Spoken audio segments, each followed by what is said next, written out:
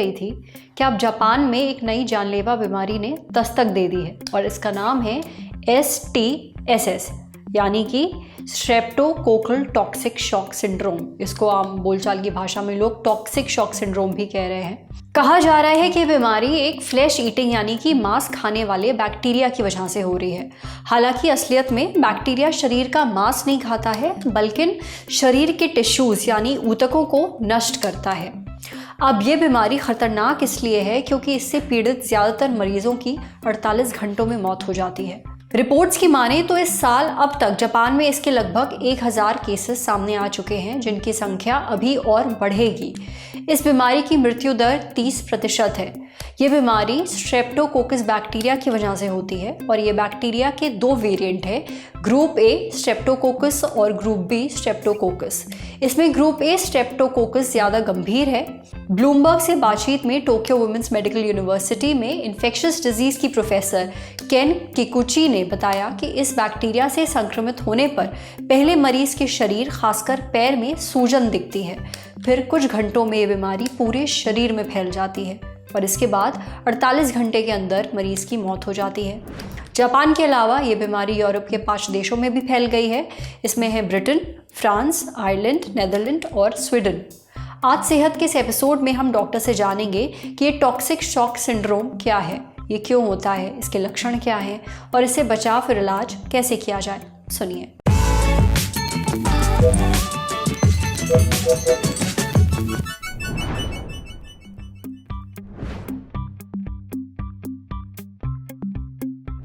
ये एक bacterial infection की वजह से जब शरीर में कुछ टॉक्सिन्स रिलीज होते हैं, उनसे जो उत्पन्न सिम्टम होते हैं उसको हम टॉक्सिक शॉक सिंड्रोम बोलते हैं। ये एक जानलेवा बीमारी है। अगर इसको समय से ट्रीट ना किया जाए तो ये मरीज की जान भी ले सकती है और इसको मैं कहूँगा कि एक तरह की इमरजेंसी सिचुएशन। ये बैक्टीरियल इन्फेक्शन है जो नॉर्मली स्ट्रेप्टोकोकस बैक्टीरिया या स्ट्रेप्टोकोकस अनकॉमनली हम कहें तो स्ट्रेप्टोकोकस बैक्टीरिया के द्वारा होता है। अब ये बैक्टीरिया जो है नॉर्मली मौजूद है और हमारी स्किन सरफेसेस पे भी नॉर्मली मौजूद होते हैं कई बार, लेकिन जब किसी की इम्यूनिटी कमज़ोर होती है, जब किसी को किसी बीमारी से यानी कि किसी को वायरस इन्फेक्शन हुआ हो और उसकी वजह से कोई रैशेज हुए हो जो ओपन वुंड में कन्वर्ट हो जाए, या किसी के चोट लग जाए जो ओपन है, किसी की सर्जरी करी है, तो इस तरह के पेशेंट्स में, इस तरह के लोगों में अगर बैक्टीरियल इन्फेक्शन सुपर ऐड हो जाए और उसको टाइमली ट्रीट ना किया जाए तो वो टॉक्सिक शॉक सिंड्रोम कर सकता है।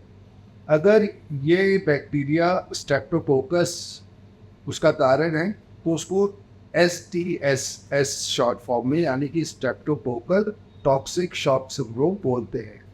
आजकल रिसेंटली ये देखा गया है कि जापान में इसके इंसिडेंसेस एकदम से बढ़े हैं।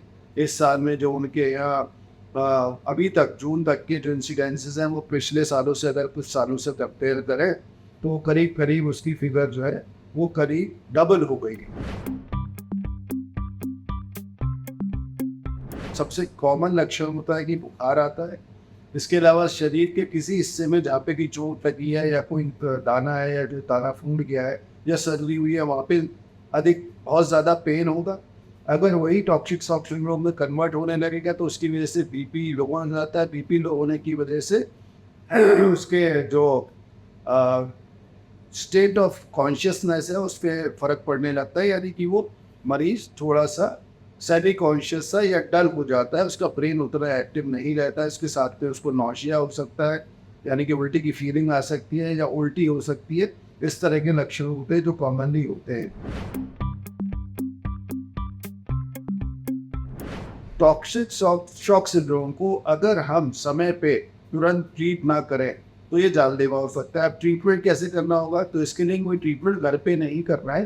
अगर किसी को भी इस तरह का कोई ओपन वुंड है, कोई सर्जरी हुई है तो उसके लिए और उसमें ये लक्षण डेवलप हो जाए तो तुरंत अपने नज़दीकी हॉस्पिटल में डॉक्टर से संपर्क करें और डॉक्टर को ही इसका इलाज करना है। इसका इलाज अगर मैं साधारण भाषा में समझाऊँ तो दो इसके मुख्य इलाज के कंपोनेंट होते हैं। एक होता है एंटीबायोटिक्स, जैसा कि हम सब लोग जानते हैं किसी भी इन्फेक्शन को ट्रीट करने के लिए antibiotic is the method to treat, तो एंटीबायोटिक। और दूसरा होता है क्योंकि मरीजों में टॉक्सिन के रिलीज होने की वजह से बॉडी में एक इन्फ्लेमेटरी कैस्केड डेवलप होता है, जिसकी वजह से मरीज का बीपी लो हो जाता है और मल्टी ऑर्गन फेलियर में जाने के चांसेस रहते हैं, यानी कि कई सारे ऑर्गन एक साथ डैमेज हो जाते हैं, जिसकी वजह से जो हम बात कर रहे हैं कि 48 घंटे में मृत्यु होने के चांसेस रहते हैं, वो इस वजह से होते हैं कि कई सारे ऑर्गन एक साथ डैमेज हो जाते हैं।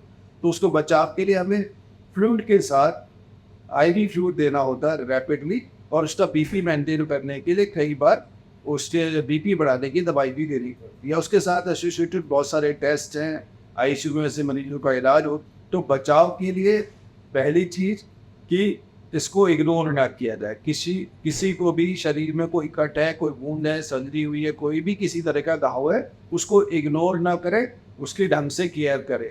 अगर छोटा मोटा घाव है तो घर पे कोई एंटीसेप्टिक लगा करके वहाँ उस जगह को ड्राई करके उस एरिया को ड्रेसिंग करें, स्टेराइल ड्रेसिंग। अगर स्टेराइल ड्रेसिंग का सामान घर में उपलब्ध हो सकता है तो, वरना अस्पताल में ले जाए और उसका क्या कहते हैं डॉक्टर से ये काम कराएं।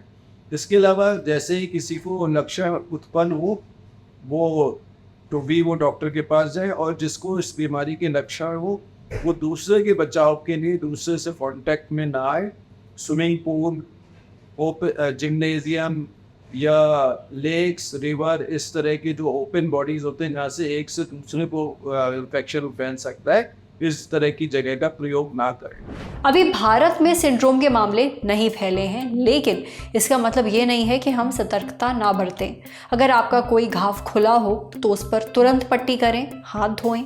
वायरल इन्फेक्शन हो तो मुंह ढक कर रखें। अगर घाव बढ़ रहा है तो डॉक्टर को ज़रूर दिखाएं। अब बढ़ते हैं सेहत के अगले सेगमेंट की तरफ, तन की बात। गर्मियों के मौसम में टहलने निकले हैं तो इन बातों का ध्यान ज़रूर रखिए।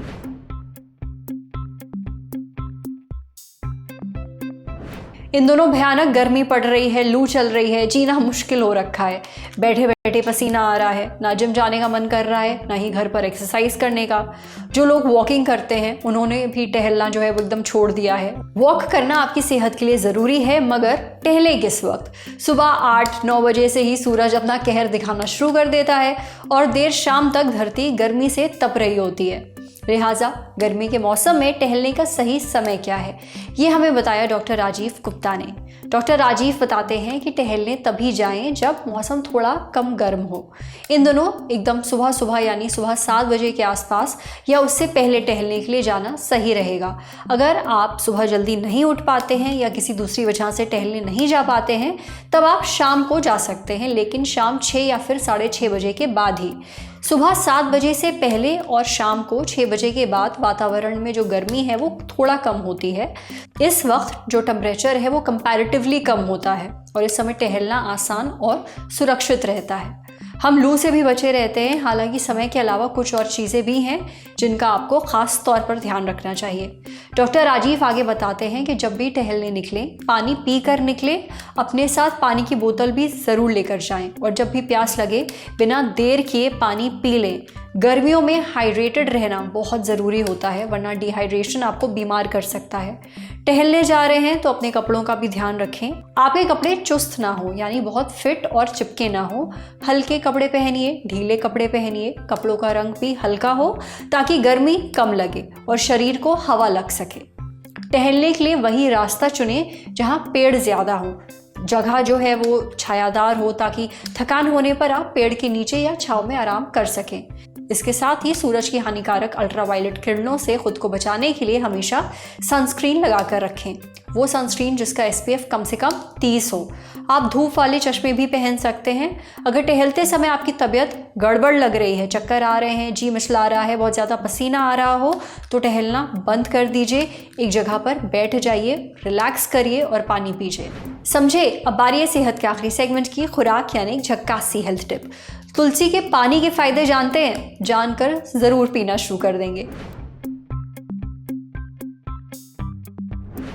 कई लोग अपने घरों में तुलसी का पौधा लगाते हैं, इसकी पूजा करते हैं, जल अर्पण करते हैं। आपको पता है तुलसी आपकी सेहत के लिए भी बहुत फायदेमंद होती है। सर्दी जुकाम होने पर काढ़े में इसकी पत्तियां डाली जाती हैं, इनसे बहुत जल्दी राहत मिलती है। वैसे सिर्फ चाय या काढ़ा ही नहीं, तुलसी का पानी भी बड़े काम की चीज़ है। ये शरीर को बहुत फायदा पहुंचाता है। तुलसी के पानी पीने के क्या फ़ायदे हैं और इसे कैसे तैयार किया जाए, यह हमें बताया न्यूट्रिशनिस्ट सोनिया बख्शी ने।